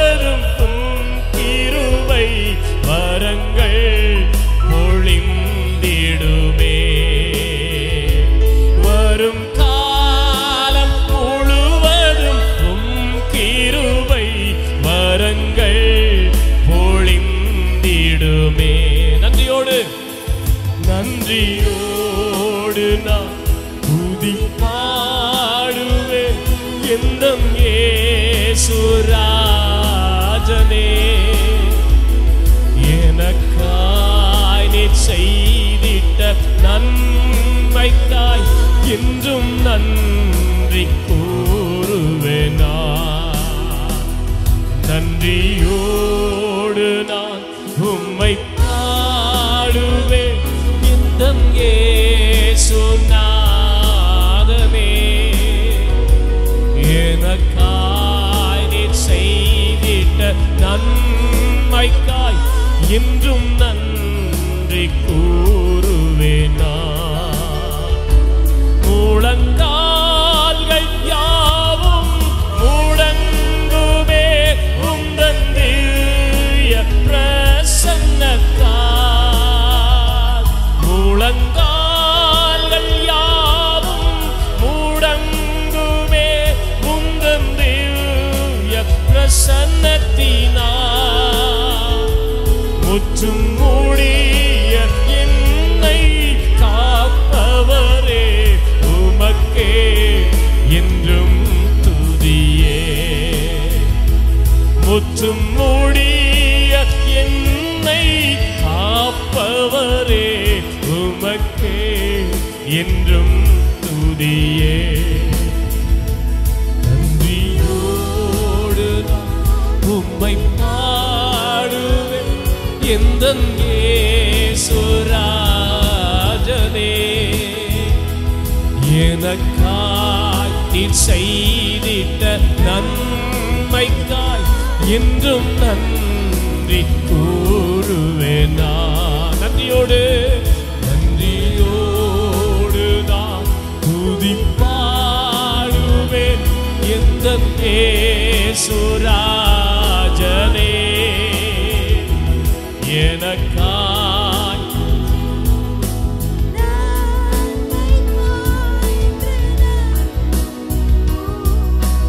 சத்திய தேவனின்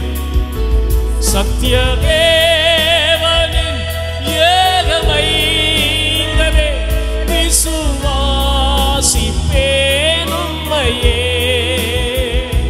சத்திய தேவத்தின் ஏகமைந்தனே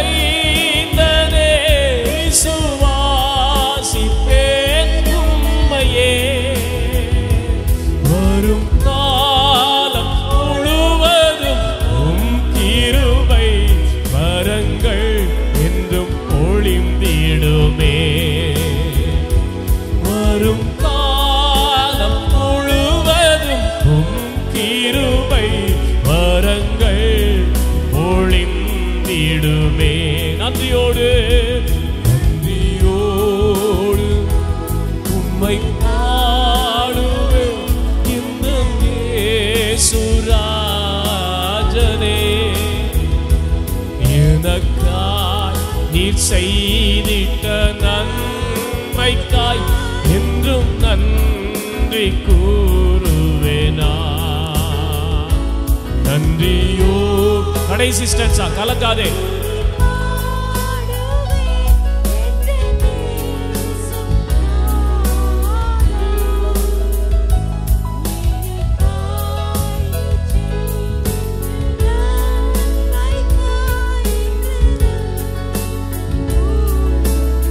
நெக்ஸ்ட் ஸ்டென்ஸா சத்யதாரே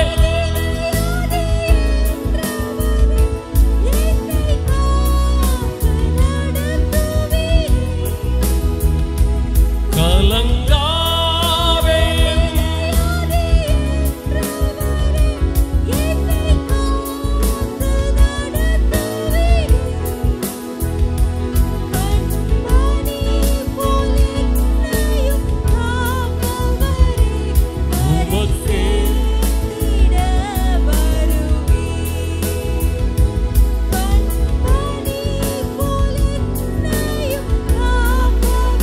முழங்கால்கள் முடங்கும்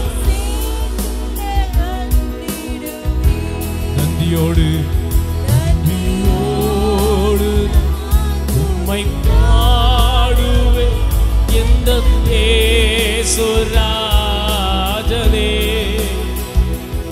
எனக்காய் நீர் செய்திட்ட நன்மைக்காய்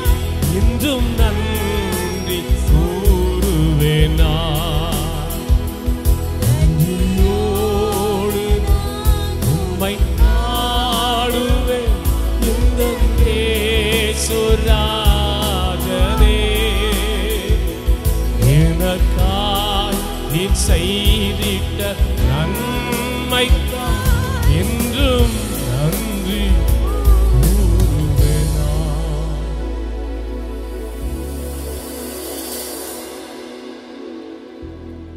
இந்த உலகத்தில் இயேசு செய்த எல்லா நன்மைகளை விட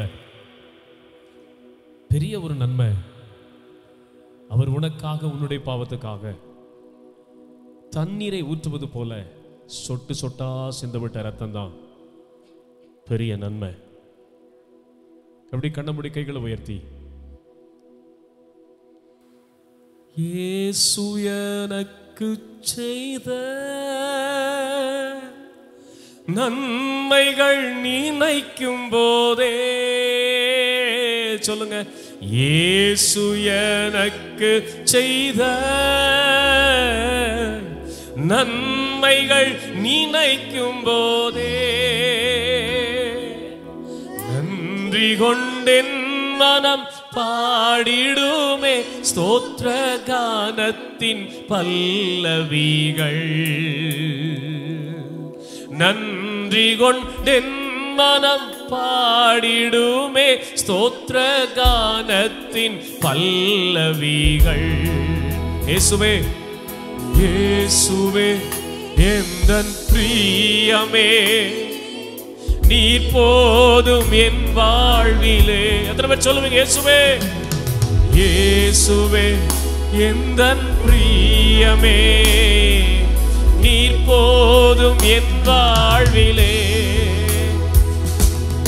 உம்தானம் நான் அனுபவித்தேன், உம் சிநேகமே இனி மறப்பதில்லை. உம்தானம் நான்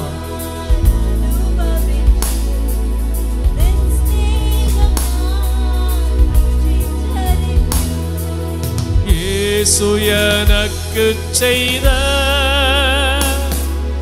நன்மைகள் நினைக்கும் போதே வாயத்திர சொல்லுங்க, இயேசு எனக்கு செய்த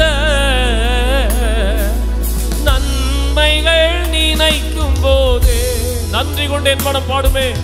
நன்றி கொண்டேன் மனம் பாடிடுமே ஸ்தோத்திர கானத்தின் பல்லவிகள்.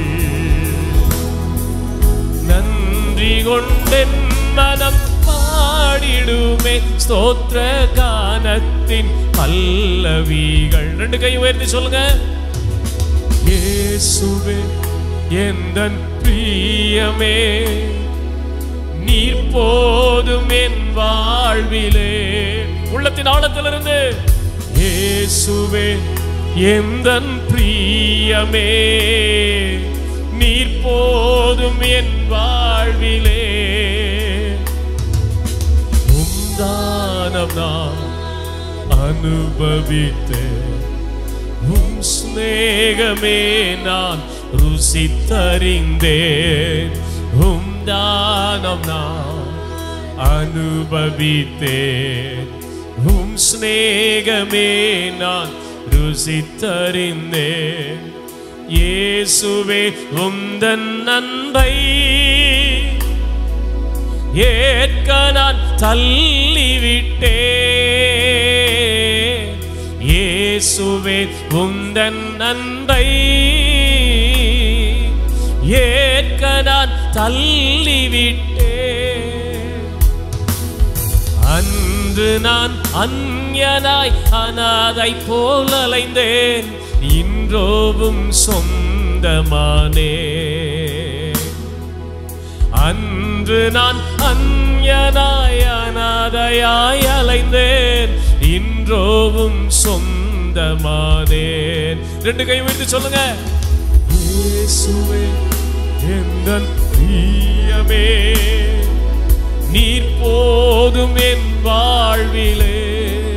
இயேசுவே இயேசுவே எந்தன் பிரியமே, நீர் போதும் என் வாழ்விலே.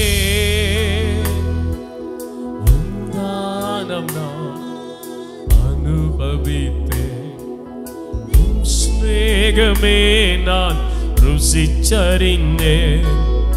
உம்தானம் நான்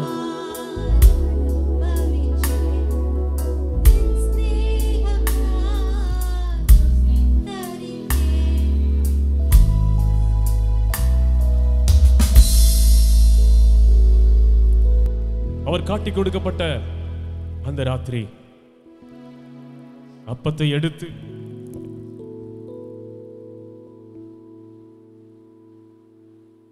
அதை ஸ்தோத்திரம் பண்ணி அதை பிட்டு,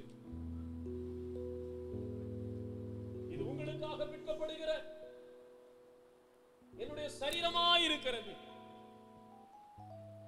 என்னை நினைவு கூறும்படி இதை செய்யுங்கள் என்றார்.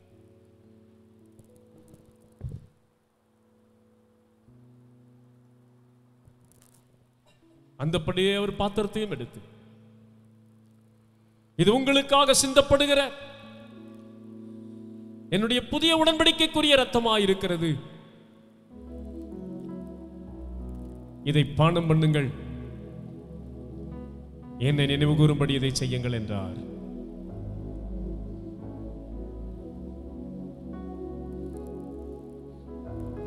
இப்படி இருக்க எவன் அபாத்திரமாய் எவள் அபாத்திரவதமாய் இந்த பாத்திரத்தில் புசித்த ரத்தத்தை பானம் பண்ணுகிறாளோ அவள் கர்த்தருடைய ரத்தத்தை குறித்து, அவன் கர்த்தருடைய ரத்தத்தை குறித்து குற்றமுள்ளவனாய் இருப்பான். இது நிமித்தம் உங்களில் பலவீனரும் உங்களில் வியாதி உள்ளவர்களுமாயிருக்கிறீர்கள், அநேகர் நித்திரையும் அடைந்திருக்கிறார்கள். நம்மை நாமே நிதானித்து அறிந்தால் நாம் நியாயம் தீர்க்கப்படும்.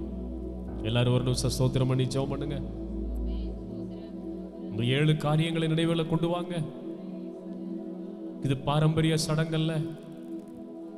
இயேசுவை நான் நினைக்கிறேன். என் விடுதலைக்காக கொடுக்கப்பட்ட விலைக்கிரயமாகி அவருடைய ஒவ்வொரு சொட்டு ரத்தத்தை நான் நினைக்கிறேன். என் சத்துருவுக்கு கர்த்தர் பழி தீர்த்த அந்த சிலுவையின் நாளை நான் நினைக்கிறேன். என் வாழ்க்கையில் இருக்கிற எல்லா புளிப்பான சத்தியத்துக்கு எதிரடையான எல்லா கிரியைகள் சுபாவங்களை நான் அறிக்கை எடுகிறேன். கசப்பான கீரை, மனங்கசந்து கிடந்த எண்ணெய், வாழ்க்கையை வெறுத்து கிடந்த எண்ணெய், பாவத்தினால், வியாதியினால், வாதையினால், அவமானத்தினால் கசந்து கிடந்த எண்ணெய் இயேசு தேடி வந்து ரத்தத்தை சிந்த கொடுத்த அந்த நாளை நான் நினைக்கிறேன். நான் ஒரு அனாதை அல்ல, எனக்கு ஒரு அடையாளம் இருக்கிறது. மெய்ப்பனின் கோல் என் கைகளில் இருக்கிறது. நான் ஒரு காணாமல் போகிற, தெரிதப்பி போன கசாப்பு கடைக்கு போகிற ஆடல்ல. எனக்கு ஒரு மெய்ப்பன் இருக்கிறார். அவர் என்னை மெய்த்து நடத்துகிறார். கச்சையோடு நான் இருப்பேன். சத்தியம் என்னும் அரைக்கச்சைக்குள் நான் நிலைத்திருப்பேன். சத்தியத்தை விட்டு விலக மாட்டேன். குறித்த காலத்தில் அதை அனுசரிப்பேன். அடுத்த மாதம் பார்த்து கொள்ளலாம் என்று அற்பமாய் விட மாட்டேன். இந்த சந்தைகளோட எல்லாரும் ஜெபம் பண்ணுங்க. அன்பு தகப்பனே, இந்த பரிசுத்த திருவிருந்துக்காய் உமக்கு ஸ்தோத்திரம். இது நாங்கள் நினைக்க வேண்டிய 7 சத்தியங்களை பழைய ஏற்பாட்டின் நிழலில் இருந்து தெளிவாய் எங்களுக்கு சொல்லிக் கொடுத்தீரே, உம்மை ஸ்தோத்திரிக்கிறேன். இதை புசித்து இதில் பானம் பண்ண போகிற உமது பிள்ளைகள், அடியார்கள் ஆசீர்வதிக்கப்படுவார்களாக. பிசாசின் கிரியைகள் அகலட்டும், நன்மை உண்டாகட்டும், வாதை விலகட்டும், எழும்புவார்களாக. கர்த்தருக்காய் எழும்பி பிரகாசிப்பார்களாக. ஒருவரும் பொல்லாப்பில் விழுந்து விடாதபடி, பலவீனத்தில் விழுந்து விடாதபடி, காலத்துக்கு முன்னே அகால மரணத்துக்குள் சிக்கிவிடாதபடி கிருபை எங்களை இரக்கமாய் காக்கட்டும். இயேசுவின் நாமத்தில் பிதாவே, ஆமென். கல்வாரி அன்பை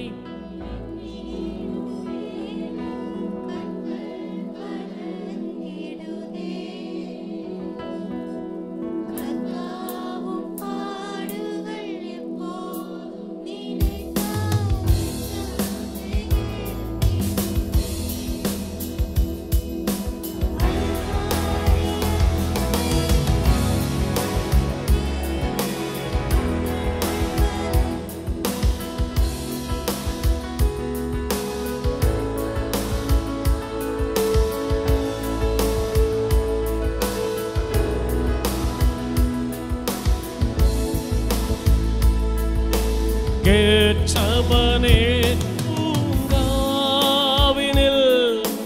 காதறி அழும் ஓசை,